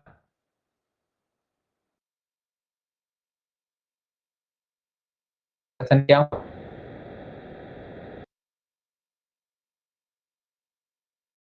बारे में बात कह रहा है, तो ध्यान रखें। क्या हमने कोई कथन किए आज, हमने कोई कथन किए, उसके बाद हमारा मामला चल रहा है, और हम कहें कि भाई एक बार कथन हो गए, वही कथन हमारे चलते रहे, तो वो नहीं चलेंगे, फिर तो न्यायालय बुलाएगा आपको दोबारा आइए, और आपने देखा वो लोग पलट भी जाते हैं, यहाँ कुछ और कह रहे थे आगे कुछ और कह रहे, वो जिंदा वालों में तो ना चल रहा है, लेकिन अगर कोई व्यक्ति मर जा रहा है तो फिर वो कथन क्या हो जाते हैं, सुसंगत, क्योंकि अब वो आ नहीं सकता ना दोबारा कथन देने, तो वो कथन क्या है, सुसंगत है। दूसरी कोई कार्रवाई चलिए उसमें भी वो कथन क्या है, सुसंगत होगा, पूर्व में अगर उसने कोई कथन किए हैं तो कथन सुसंगत हो गए, आगे कोई कार्रवाई चलती और जरूरत पड़ती तो उसके जो पूर्व के कथन है वो सुसंगत माने जाएंगे। अब परंतु लिखा है, इसमें एक प्रोविजो जुड़ा है, परंतु, ये परंतु कहता है, ये कहता है परंतु, ये प्रोविजो डाल दिया है कि कथन सुसंगत तो है लेकिन कब है, पहला कहता है वह कार्रवाई उन्हीं पक्षकारों या उनके हित प्रतिनिधियों के बीच हो। अब ये परंतु ये कहता है वह कार्रवाई उन्हीं पक्षकारों के बीच होना चाहिए, उन्हीं पक्षकारों के बीच, ये परंतु कहता है, ये कह रहा है कि उन्हीं पक्षकारों के बीच होना चाहिए, एक ही पार्टी होना चाहिए, तभी वो सुसंगत होंगे उसके कथन, ये कथन तभी सुसंगत होंगे जबकि पार्टी एक ही हो, है ना, पार्टी बदल जाएगी तो नहीं होंगे। पार्टी मतलब ए और बी थे यहाँ, अगली कार्रवाई है उसमें भी ए और बी है, या आगे की जो कार्रवाई है उसमें भी ए बी रहेंगे, तो ये कथन जो है मान्य होंगे। अब एक ही जगह सी आ गया, डी आ गया और पार्टी ही बदल गई, तो फिर कथन उसके जो है मान्य नहीं होंगे। तो क्या कहता है, उन्हीं पक्षकारों के बीच, तो एक ही पक्षकार होना चाहिए, एक ही पार्टी होना चाहिए, ठीक है। दूसरा कहता है प्रथम कार्रवाई में प्रतिपक्षी को प्रति परीक्षा का अधिकार और अवसर था। ये कह रहा है कि प्रथम कार्रवाई जो हुई थी, फर्स्ट जो कार्रवाई हुई थी, उसमें प्रतिपक्षी जो था उसे काय का अधिकार था, प्रतिरक्षा का अधिकार होना चाहिए, प्रतिरक्षा का, कौन को, जो प्रतिपक्षी था उसको काय का अधिकार होना चाहिए, अपना डिफेंस का अधिकार होना चाहिए, उसको अपना डिफेंस रखने का अधिकार होना चाहिए, तभी जो कथन है उसके अन्य कार्रवाई में सुसंगत होंगे। अगला कहता है विवादक प्रश्न प्रत्येक कार्रवाई में सार्थ वही थे जो तृतीय कार्रवाई में थे। तीसरा नियम कहता है कि विवादक तथ्य एक ही होना चाहिए, विवादक या तो पूर्णतः या फिर सार्थ है, मतलब जो इशू है, जो मुद्दा है, ये कह रहे हैं ना, जो जड़ है, जड़ एक ही होनी चाहिए, या हो सकता है उससे रिलेवेंट हो लेकिन एक होना चाहिए, ये नहीं है कि इसमें कुछ और मुद्दा है उसमें कुछ और मुद्दा है, तो ऐसे में नहीं होंगे उसके कथन सुसंगत। एक तो एक ही पार्टी होना चाहिए, दूसरा उसको प्रतिरक्षा का अधिकार होना चाहिए, और तीसरा विवादक जो इशू है वो क्या होने चाहिए, एक होने चाहिए, तभी वो जो पूर्व के कथन है मान्य होंगे। अब वो कथन तो कर गया था इस मामले के बारे में, और आप ला रहे हो दूसरा मामला, उसको दूसरे मामले से लिंक कर रहे हो या दूसरे इशू से लिंक कर रहे हो, तो वो कथन जो है मान्य नहीं होंगे, ठीक है। तो ये तीन इसके क्या है, नियम है, एक ही पक्षकार होने चाहिए, उसे प्रतिरक्षा का अधिकार होना चाहिए, और विवादक जो इशू है मूलतः या सार्थ है, या तो पूर्ण रूप से वही होना चाहिए या फिर सार्थ है, मतलब वो पूर्ण रूप से तो नहीं है लेकिन हाँ वो विषय उसमें है, जुड़ा है। देखिए मूल रूप से तो वही होता है कि एक एस ए टू जेड हो गया, जैसा था वैसा वैसा ही है, और सार्थ है मतलब ये है कि उसमें कुछ और चीज भले ही जुड़ गई लेकिन मूल बिंदु वही है, लेकिन उसके संग कुछ और भी जुड़ गया, तो मतलब विवादक अभी वो है उसमें बना है, तो जब तक विवादक उसमें बना है तब तक उसका साक्ष्य गिरा हो सकता है, तो ये आपको देखना है, ठीक है। मृत्यु कालिकता। इसके बाद एक अलग टॉपिक आता है विशेष परिस्थितियों में किए गए कथन। सेक्शन 34 से शुरू होता है, विशेष परिस्थितियों में किए गए कथन।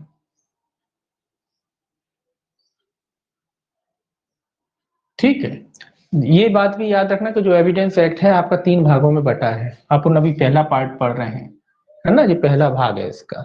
इसके बाद दूसरा और तीसरा 3 भागों में जो है बटा हुआ है। तो अभी अपन कौन सा पढ़ रहे हैं? पहला भाग पढ़ रहे हैं। उसके बाद इसका दूसरा भाग आएगा 56 से। 56 से जो है इसका दूसरा भाग आ जाएगा। तो अभी कौन सा भाग से पढ़ रहे हैं अपन? पहला भाग। तो इन तीनों भागों के नाम भी याद रखना, परीक्षा में पूछ लिए जाते हैं कि भाग 1 काय से संबंधित है, भाग 2 काय से संबंधित है और भाग 3 काय से संबंधित है। तो ये तीनों भागों के नाम भी पूछे जाते हैं परीक्षा में। तो भाग 1 अपन पढ़ रहे हैं अभी, ठीक है, तो ये याद रखना। अब भाग 1 में जो है अपन पढ़ रहे हैं विशेष परिस्थिति में किए गए कथन। तो इसका भी क्रम याद रखना, विशेष परिस्थिति में किए गए कथन कहां से कहां तक जाते हैं? आपके 34 से लेके आपके 38 तक जाते हैं। 34 से लेके 38 सेक्शन जो है आपकी विशेष परिस्थिति। तो इनको इस तरीके से भी याद रखना है आपको, है ना। अब देखिए, इसमें केवल हेडिंग याद रखेंगे, काम चलेगा। ये कहती है लेखा पुस्तकों की प्रविष्टियां जिसके अंतर्गत वे भी हैं जो इलेक्ट्रॉनिक रूप में रखी गई हैं वो सुसंगत है। ये कह रहा लेखा पुस्तक है, दस्तावेज वगैरह, चाहे वो इलेक्ट्रॉनिक फॉर्मेट में ही क्यों ना हो, वो सारे कथन जो है सुसंगत होते हैं। देखिए क्या कहता है, ये कहता है कारोबार के अनुक्रम में नियमित रूप से रखी लेखा पुस्तकों की प्रविष्टियां जिसके अंतर्गत वे भी हैं जो इलेक्ट्रॉनिक रूप में रखी गई हो, जब कभी भी ऐसे विषय का निर्देश करती हैं कि उसमें न्यायालय की को जांच करनी है, सुसंगत है, किंतु अकेले ऐसे कथन ही किसी व्यक्ति को दायित्व से भारित करने के लिए पर्याप्त नहीं होंगे। ये क्या कह रहा है? ये कह रहा है कोई भी दस्तावेज हो सकता है जो कारोबार के अनुक्रम में सामान्यतः रखा जाता है, और जब भी न्यायालय को उस दस्तावेज की जरूरत पड़ती है तो उसका इस्तेमाल साक्ष्य के रूप में किया जा सकता है। सिंपल सी बात यहाँ तक समझ में आई कि कोई भी डॉक्यूमेंट है जो किसी भी कारोबार में, कोई भी कारोबार हो सकता है, XYZ कोई भी कारोबार है, उसमें रखी जाती है सामान्यतः। अब न्यायालय को उस दस्तावेज की जरूरत पड़ती है अगर, और न्यायालय वो दस्तावेज अगर मंगाता है तो वो दस्तावेज साक्ष्य के रूप में क्या होता है? ग्राह्य होता है।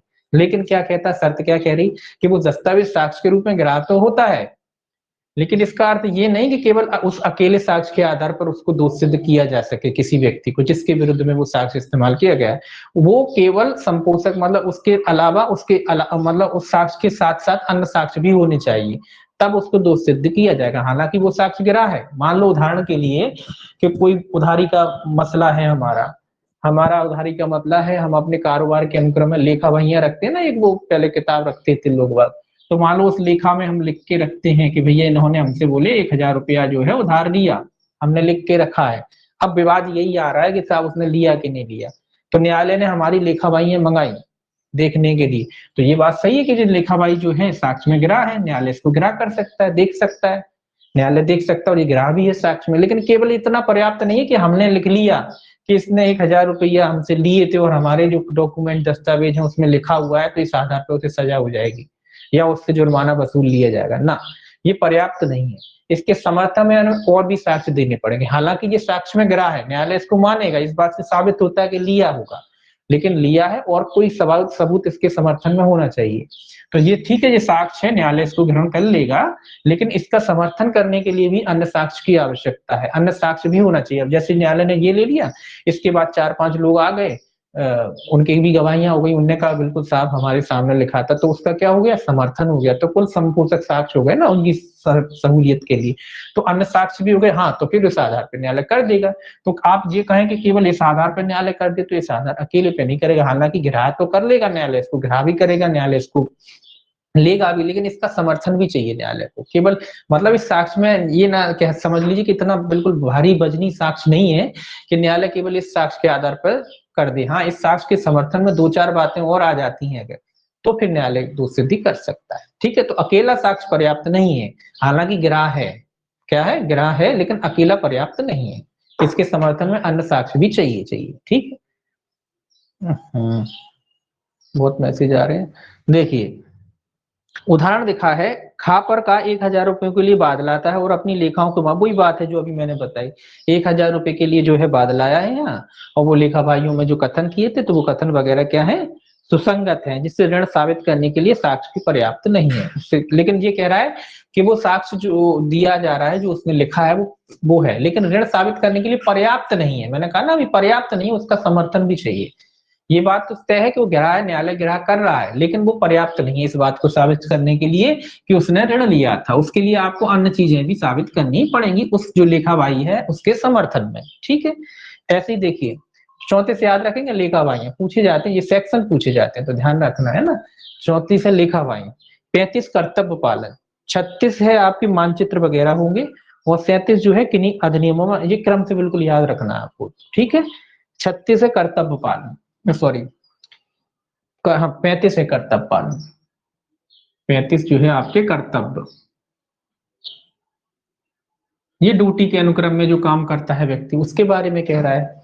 ये कह रहा है कर्तव्य पालन में की गई लोक अभिलेख या इलेक्ट्रॉनिक अभिलेख की प्रविष्टियों की सुसंगति, मतलब आप ड्यूटी पे थे उस समय आपने कोई प्रविष्टि कागज डॉक्यूमेंट वगैरह चाहे इलेक्ट्रॉनिक रूप में हो, आजकल इलेक्ट्रॉनिक हो गया है, तो जो प्रविष्टियां आपने उस समय की थी जब आप ड्यूटी पे तैनात थे तो वो प्रविष्टियां भी क्या है सुसंगत है। ये कहता है किसी लोक या अन्य राजकीय पुस्तक रजिस्टर या अभिलेख इलेक्ट्रॉनिक अभिलेख में की गई प्रविष्टि जो किसी विवादक या सुसंगत तथ्य का कथन करती है और किसी लोक सेवक द्वारा अपने पद कर्तव्य के निर्वहन में या उस देश की जिसमें ऐसी पुस्तक रजिस्टर या अभिलेख इलेक्ट्रॉनिक अभिलेख रखा जाता है विधि द्वारा विशेष रूप से निर्दिष्ट कर्तव्य के पालन में किसी अन्य व्यक्ति द्वारा की गई है स्वयं सुसंगत तथ्य है। ये कह रहा है कोई लोक सेवक द्वारा, मतलब जो लोक सेवक है सरकारी ऑफिसर है कोई, और कोई दस्तावेज वगैरह लिखे जाते हैं रचे जाते हैं चाहे इलेक्ट्रॉनिक प्रविष्टि वगैरह की जाती है, और अगर कोई लोक सेवक उसमें कोई प्रविष्टि करता है तो ये तथ्य क्या है सुसंगत है। ये कह रहा है अपने आप में सुसंगत है, अपने आप में सुसंगत है, अपने आप में सुसंगत है, इसका तथ्य घिरा है। मतलब अगर कोई लोक सेवक ने कोई प्रविष्टि की है, कोई डाटा वगैरह डाला है, कंप्यूटर डालता था उसका काम था, उसका क्या है उसका काम है, तो ऐसा जो उसने जो क्या किया है ऐसा अगर उसने कोई काम किया है तो वो जो है वो कथन क्या है सुसंगत। और कैसा सुसंगत है स्वयं में अपने आप में ही सुसंगत है। इस अपने आप में इसलिए सुसंगत है कि कोई भी लोक सेवक जो नौकरी कर रहा है जो प्रविष्टि करता है लिखित पढ़ित करता है तो वो काय वो गलत तो डालेगा नहीं है ना, इसीलिए तो वो जो तथ्य है वो अपने आप में क्या है सुसंगत है, वो गिरा है, न्यायालय को गिरा करना ही पड़ेगा, वो तथ्य क्या है गिरा है। आज ये 36 से ऐसे ही मानचित्र और चार्टों के बारे में कहता है, चित्र मानचित्र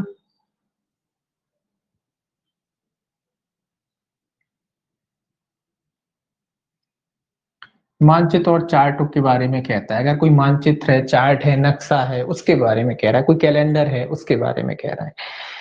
ये कहता है मानचित्रों चार्टों रेखांकों के कथनों की सुसंगति अगर विवाद इन पे ही है कि भाई वो जो मानचित्र था जो नक्शा था उसमें वो चीज है या नहीं तो उसके बारे में कहता है, तो ये भी सुसंगत है, ये अपने आप में सुसंगत है अगर वो सरकार द्वारा जारी किए जाए तो।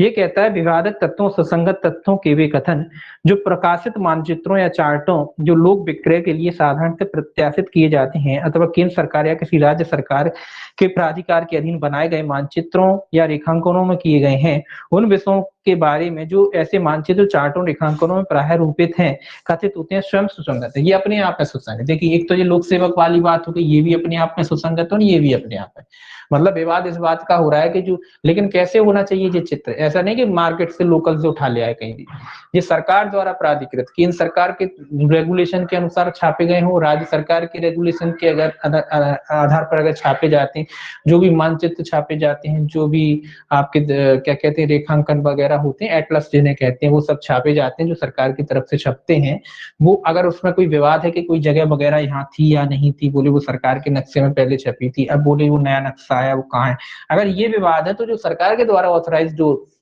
छापे जाते नक्शे वगैरह वो क्या है अपने आप में सुसंगत है, उनको साबित अपने आप में सुसंगत है का मतलब क्या है उन्हें साबित करने की आवश्यकता नहीं है, वो सुसंगत ही है ना, उनको साबित करने की आवश्यकता नहीं कि भाई उनको साबित करना पड़ेगा, उनको साबित करने की कोई जरूरत नहीं होती, इनको भी साबित करने की जरूरत नहीं होती, लोक अभिलेख में जो प्रविष्टि की जाती है उनको साबित करने की जरूरत नहीं, वो अपने आप में क्या है सुसंगत है गिरा है।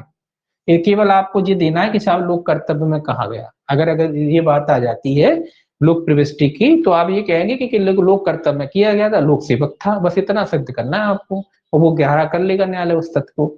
यहाँ भी आपको ये सिद्ध करना है कि जो सरकार द्वारा छापा गया है, राज्य या केंद्र जो भी सरकार हो उनके द्वारा छापा गया, उनके ऑथराइज से छापा गया तो न्यायालय इनको गिरा कर लेगा, इसमें आपको फिर साबित करने की जरूरत नहीं है कि इनको अलग से आपको साबित करना पड़ेगा, है ना। तो इनको अलग से साबित नहीं करना, केवल इतना आपको बात कहनी कि जो सरकार के जो है अनुक्रम में छापे गए, तो इनको न्यायालय जो क्या कर लेगा, सुसंगत घोषित कर लेगा, मतलब इनको ग्राह्य कर लेगा, इसको फिर साबित करने की आवश्यकता नहीं, अपने आप में है सुसंगत, अपने आप में ग्राह्य है। 37 कहता है किन्हीं अधिनियमों या अधिसूचनाओं में अंतर्विष्ट लोक प्रकृति के तथ्य के बारे में कथन की सुसंगति, ये एक्टों के बारे में कह रहा है, जो अपन लॉ पढ़ रहे हैं मान लो इसकी बात कह रहा है कि अब इसमें कोई बात थी या नहीं थी, उसकी बात कह रहा है। तो ये कह रहा है कि जो छापी गई इसमें भी सेम वही बात आएगी इसी तरीके की। ये कह रहा है जबकि न्यायालय को किसी लोक प्रकृति के तथ्य के अस्तित्व के बारे में अपनी राय बनानी है, जब यूनाइटेड किंगडम की पार्लियामेंट की एक्ट या किन्हीं केंद्रीय अधिनियम, प्रांतीय अधिनियम या राज्य अधिनियम, आज यूनाइटेड किंगडम वगैरह वाली बात इसलिए जुड़ी है कि चूंकि अपना जब लॉ लागू हुआ था तो कई ऐसी विधियां हैं जो यूनाइटेड किंगडम द्वारा बनाई गई थी, तो फिर उन लोग अगर उसको हटा देते तो फिर उसमें थोड़ा डिस्टर्बेंस हो जाता है ना, क्योंकि आज भी अपन वही लॉ फॉलो करते हैं जो यूनाइटेड किंगडम जो ब्रिटेन ने बनाया, जो आप देख लो खुद 1872 का एक्ट है ना, अंग्रेजों ने बनाया है, इसीलिए ये शब्द अभी आया है ना, तो ये शब्द इसीलिए नहीं हटाया गया, क्योंकि कई अगर ये शब्द हटा देते हैं यूनाइटेड किंगडम वाले लॉ वाला तो फिर बहुत काफी चेंज करना पड़ेंगे, है ना, इसीलिए नहीं हटाया, क्योंकि अधिकतर लॉ अपना क्या है, ब्रिटेन की देन है, सारा जो लॉ अपन पढ़ रहे हैं, है ना, तो सारा वो बात अलग है कि अपन उसमें कॉन्स्टिट्यूशन बना दिया, उसके हिसाब से अपन ने इसको ढाल लिया, है ना, लेकिन जो लॉ बना है जो अपन पढ़ रहे हैं, आईपीसी हो गया आपका, ये एविडेंस हो गया आपका, ये क्या है, ये सब अंग्रेजों की देन है, तो इसीलिए अगर उसको हटाते हैं तो फिर पूरी चीजें गड़बड़ हो जाएंगी कि बोले हम विदेश का नहीं मानेंगे, तो यूनाइटेड किंगडम शब्द इसीलिए आया, यूनाइटेड किंगडम शब्द भी आया, इसके अलावा ये लिखा है कि केंद्र सरकार या प्रांतीय सरकार या राज्य सरकारें जो लॉ बनाती है उसके बारे में। इस अधिनियम या शासकीय राजपत्र में प्रकाशित किसी सरकारी अधिसूचना या क्राउन रिप्रेजेंटेटिव द्वारा की गई अधिसूचना में या लंदन गजट या हिज मजिस्ट्रेटी के किसी डोमिनियम, उपनिवेश, कब्जाधीन क्षेत्र या सरकारी राजपत्र तात्पर्य होने वाले किसी मुद्रित पत्र में अंतर्विष्ट परिवर्णन में किया गया उसका कोई कथन सुसंगत तथ्य है। ये क्या कह रहा है, ये कह रहा है कि जो भी तथ्य जो सरकारें जो अपना छापती हैं और जो पुराने जो लॉ छपे थे अपने, चाहे वो ब्रिटेन के अधीन छपे हों चाहे वो क्राउन के अधीन छपे गए हों, जो भी राजपत्र वगैरह निकाले गए हों, गजट वगैरह निकाले गए हों, वो सारे तथ्य क्या है, सुसंगत है। बस इतना है कि वो कहते हैं सुसंगत गत है, मतलब ग्राह्य है, न्यायालय इन तथ्यों को ग्राह्य कर लेगा। अगर आपको केवल यहाँ भी इतना ही साबित करना है कि जो है सरकार के अधीन जो है छापे गए हैं, तो ये सारे तथ्य क्या है, ये सारे तथ्य भी जो है ग्राह्य है, अपने आप में ये भी ग्राह्य होते हैं। तो ये आपकी 37 हाँ 38 देखिए 38 कहता है विधि की पुस्तकों में अंतर्विष्ट किसी विधि के कथन के बारे में सुसंगत, ये मोस्ट पूछा जाता है, ये सेक्शन जो है काफी पूछा जाता है, ये विधि की पुस्तकों के बारे जो अपन पढ़ रहे हैं लॉ की पुस्तकें उसके बारे में कह रहा है कि कोई बात विधि की पुस्तकों के बारे में, तो ये इंपॉर्टेंट है, ये सेक्शन मोस्टली पूछा जाता है विधि की पुस्तकों के बारे में कहाँ है, तो 38 सेक्शन, तो इसलिए कह रहा हूँ ये सारे याद, आप तो ये मान लो पूरे 1 से लेके 55 तक पूरे रट मारो, पूरे 167 सेक्शन है, रट ये मारिए, पूरे के पूरे सेक्शन पूछे जाते हैं, सेक्शन एविडेंस में काफी पूछे जाते हैं, है ना, तो याद कर लेना इनको। अब देखिए ये क्या कहता है, ये कहता है जबकि न्यायालय को किसी देश की विधि के बारे में राय बनानी हो तब ऐसी विधि का कोई कथन जो ऐसे किसी पुस्तक में अंतर्विष्ट है जो किसी देश की सरकार के प्राधिकार के अधीन मुद्रित या प्रकाशित और ऐसी किसी विधि में अंतर्विष्ट करने वाली तात्पर्य है और ऐसे देश के न्यायालयों में किन्हीं विनिर्णयों में की गई रिपोर्ट जो ऐसी व्यवस्थाओं की रिपोर्ट से तात्पर्य होने वाली किसी पुस्तक में अंतर्विष्ट है सुसंगत है।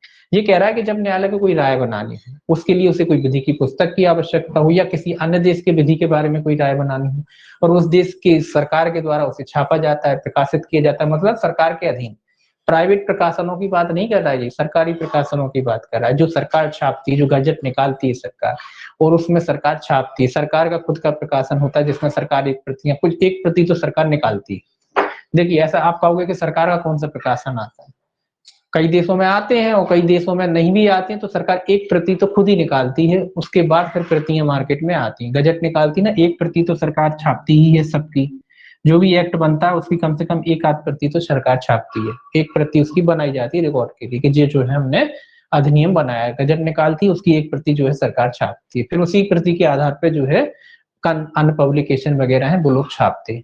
तो ये कह रहा है कि जो सरकार के द्वारा छापे जाते हैं, सरकार के द्वारा प्रकाशित किए जाते हैं, उनमें कोई राय वगैरह बनानी हो न्यायालय को, जो कथन वगैरह किए जाते हैं, अगर मान लो कोई भी विधि के बारे में कोई राय वगैरह बनानी हो तो ऐसे सारे कथन क्या होते हैं, सुसंगत होते हैं, ग्राह्य होते हैं। इनमें कोई विवाद नहीं होता, ये गिराह होते हैं, है ना। केवल आपको ये साबित करना है कि फलानी पुस्तक में वो सरकारी पुस्तक जो है या सरकार की नोटिफिकेशन के अनुसार जो है उसको छापा गया है। तो ऐसे जो तथ्य होते हैं क्या होते हैं, गिराह होते हैं और सुसंगत होते हैं, इनको गिराह माना जाता है, ये आपको याद रखना है। ये हो गया आपके विशेष तथ्य। इसके बाद आता है किसी कथन में कितना साबित किया जा सकता है। अब क्वेश्चन इसमें एक जो सेक्शन 39 है, सेक्शन 39, इसमें एक क्वेश्चन ये आता है, ये कहता है कि जबकि कथन किसी बातचीत, दस्तावेज, इलेक्ट्रॉनिक अभिलेख, पुस्तक, पत्रों, कागज पत्रों की आवली का भाग हो, आवली मतलब उसका हिस्सा, उसका हिस्सा हो, तब क्या साक्ष्य दिया जा सकेगा। ये कह रहा है कोई दस्तावेज वगैरह जो है, किसी कथन है, बातचीत है, दस्तावेज है, इलेक्ट्रॉनिक फॉर्मेट में भी हो, किसी भी फॉर्मेट में हो, तो ये कह रहा है उनमें से कितना साबित किया जा सकता है। मान लो इतना बड़ा साक्ष्य है तो उसमें से कितना साबित करोगे। ये पूरा 10,000 पन्नों का हमारी पुस्तक है, उसको हमें साबित करना है, तो उसमें से कितना साबित करोगे। बात ये कह रहा है कि जो साक्ष्य है, जो एविडेंस है, उसका कितना पार्ट आपको साबित करना पड़ेगा। क्या पूरा एविडेंस साबित करना पड़ेगा, क्या उसका कोई पार्ट साबित करना पड़ेगा, ये बात है ना। तो आप जब साक्ष्य देते हो तो कितना देना पड़ेगा। पूरी रामायण को साबित करोगे कि केवल एक कैरेक्टर को साबित करना है तो उसको साबित करोगे, वो वाली बात है, ठीक है। तो ये कह रहा है कि कितना साबित करना पड़ेगा आपको, तो उसी के बारे में अब इसमें एक क्वेश्चन ये आता है कि कौन सी धारा है जो आईटी एक्ट के अधीन प्रतिस्थापित की गई थी। ये आप सीधा सीधा क्वेश्चन आता है, एविडेंस की कौन सी धारा है जो प्रतिस्थापित धारा है। प्रतिस्थापित धारा आपकी जो 39 है, जो आपकी आईटी एक्ट के तहत जो है प्रतिस्थापित की गई थी। जब आईटी एक्ट लगा था तो इस धारा को प्रतिस्थापित धारा के नाम से भी पूछा जाता है, प्रतिस्थापित किया गया था इसको, पूरी की पूरी धारा को। तो प्रतिस्थापित धारा कौन सी है, 39 है। एविडेंस एक्ट की जो प्रतिस्थापित धारा कौन सी है, 39 है। ये भी क्वेश्चन पूछ लेते हैं कभी कभी। अब देखिए ये क्या कहता है, ये कहता है जबकि कोई कथन जिसका साक्ष्य दिया गया है, किसी बृहत्तर कथन, बृहत्तर मतलब एक बड़ा कथन है, बहुत बड़ा कथन है, उसके जो है दीर्घतर लंबा कथन है, मतलब काफी बड़ा वेटेड कथन है, काफी बड़ा, काफी हजारों पन्ने का कथन है। अब कह रहा है उसमें से कितना साबित करोगे। तो बृहत्तर कथन या किसी बातचीत का भाग है, या किसी एकल दस्तावेज का भाग है, एकल दस्तावेज का भाग है, या किसी ऐसी दस्तावेज में अंतर्विष्ट है जो किसी पुस्तक अथवा पत्रों या कागज पत्रों की संसक्त आवली का भाग है, या इलेक्ट्रॉनिक अभिलेख के भाग में अंतर्विष्ट है, तब उस कथन, बातचीत, दस्तावेज या इलेक्ट्रॉनिक अभिलेख, पुस्तक अथवा कागज पत्रों की आवली के उतने का ही, ना कि उतने से अधिक का साक्ष्य दिया जा सकता जितना न्यायालय उस कथन की प्रकृति के प्रभाव को तथा उन परिस्थितियों को जिसके अधीन वह किया गया था पूर्णतः समझने के लिए विशिष्ट, उस विशिष्ट मामले में आवश्यक में विचार ले सकता है। ये क्या कह रहा है, ये कह रहा है कि मान लो कोई कथन इतना बड़ा है, यहाँ से यहाँ तक का एक कोई कथन है, ये इतने बड़ा कथन है, ये कह रहा है इतना बड़ा कथन है। अब ये कह रहा है कि उतने कथन में से आपको कितना साबित करना है। तो कह रहा है केवल इतना साबित करना पड़ेगा जितना न्यायालय उस कथन, जिस चीज को आप साबित करना चाहते हैं उसको समझने के लिए पर्याप्त है। ये कह रहा है कि क्या साबित करना पड़ेगा, केवल उतना हिस्सा ही उसका साबित करना पड़ेगा जितना न्यायालय उस, जो भी कथन आप साबित करना चाहते हैं, जो भी तथ्य आप साबित करना चाहते हैं, उसको समझने, न्यायालय को समझने के लिए पर्याप्त हो। बस केवल उतना ही हिस्सा आपको साबित करना है। जैसे कि उदाहरण अभी भी आया था, मान लो कोई व्यक्ति ने मानहानि किया है, या मान लो किसी व्यक्ति ने आपको डराया धमकाया, बहुत सारी बातें हैं, या मान लो कोई ऐसा कोई तथ्य किसी विवादित है, उसमें हजारों पन्ने में कोई दस्तावेज लिखा है। तो अब बात आती कि साहब इसने हमें धमकाया, कुछ करा, तो ये कह रहे कितना साबित करो कि केवल वही लेटर पर्याप्त है। उसने हजारों लेटर लिखे थे, आपको लिखता रहता था, उससे क्या मतलब। जो कथन उस लेटर में केवल उतनी ही साबित करना है आपको, उससे ज्यादा साबित करने की आपको आवश्यकता नहीं है। जिसमें धमकी दी थी केवल वही साबित करना है। अब बात आती कि भाई धमकी दी थी, उसने तो हजारों लेटर पहले लिखता रहता था, फिर एक बीच में एक लेटर, उसने मान लो हमें 100 लेटर लिखे, 100 लेटर में से एक लेटर में उसने हमें धमकी दी, तो क्या 100 के 100 लेटर साबित करोगे, नहीं।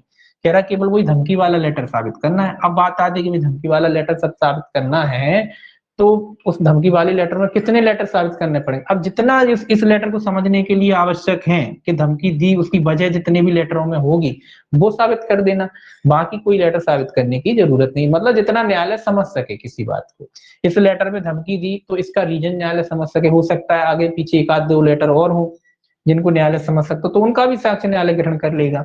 तो जितना न्यायालय को आवश्यक है समझने के लिए, उतना ही पार्ट जो है आपको साबित करना पड़ेगा, उससे ज्यादा पार्ट साबित करने की आवश्यकता नहीं। अब उसने धमकी दी, 1-2 लेटर और होंगे जिसमें कुछ लेन देन की बात हुई होगी, फिर उसने धमकी दी, वो तो वो 1-2 लेटर और साबित करने पड़ेंगे। तो कुल मिला के जो है केवल उतना ही पार्ट जो है आपको सिद्ध करना पड़ेगा जितना आवश्यक है, उससे ज्यादा नहीं। तो जितना आवश्यक है और जितना न्यायालय को समझने के लिए जरूरी है, केवल उतना ही पार्ट उसमें से साबित करना पड़ेगा। पूरे तथ्य को साबित करने की, पूरे डॉक्यूमेंट को साबित करने की आवश्यकता नहीं होती। जो भी तथ्य, जो भी फैक्ट आप बात लाते हो, उसमें पूरे तथ्यों को साबित करने की आवश्यकता नहीं होती। बाकी का जो है कल देखेंगे। जो 40 से जो प्रोबेट विषय वगैरह जो है, विवाह विषयक है, ये कल देखेंगे, है ना। कल ये भाग 1 पूरा कंप्लीट करेंगे, उसके बाद भाग 2 आएगा। जो भाग 2 जो है आपका सबूत के विषय में है। भाग 2 कैसे संबंधित है? सबूत से। अभी अपन जो पढ़ रहे थे, एक मिनट, अभी अपन इसका जो है भाग 1 पढ़ रहे थे, साक्ष्य अधिनियम। साक्ष्य अधिनियम 1 पढ़ रहे थे, तथ्यों की सुसंग, अभी सुसंगति पढ़ रहे थे, बिल्कुल मिला के सुसंगत सुसंगत पढ़ रहे हैं ना अपन। तो अभी सुसंगति पढ़ रहे हैं, फिर सबूत पढ़ेंगे, फिर उनको न्यायालय की, फिर कैसे पेश किया जाता है उनको, वो पढ़ेंगे, न्यायालय की प्रक्रिया आएगी। तो 3 पार्टों में बटा है। अभी अपन क्या पढ़ रहे थे? अभी सुसंगति पढ़ रहे हैं। सुसंगति पढ़ रहे हैं ना, कि गिरा है गिरा है। फिर सबूत पढ़ेंगे इसके बारे में। भाग जो 2 है उसका सबूत से संबंधित है, ठीक। बाकी का जो है कल देखेंगे। चलिए।